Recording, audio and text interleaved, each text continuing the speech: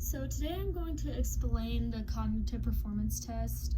This test is based on Allen's cognitive disability theory, and it's an assessment designed for individuals with Alzheimer's and other various cognitive disorders, including Parkinson's and stroke.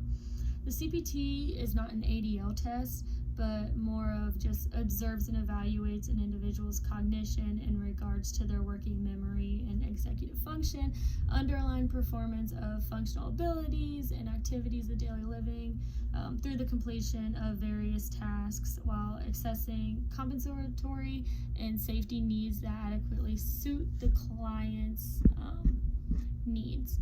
So there are 7 subtests to this performance test overall. And the first one is the med box.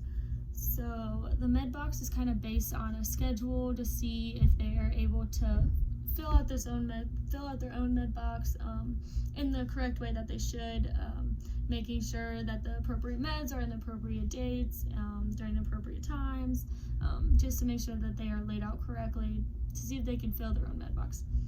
To shop requires the client to count money and make a decision on what items to buy based on the amount of money that they have. The wash requires the client to find items correctly and split them up and begin hand washing. Then the toast subtest requires the client to locate the appropriate items in order to make toast.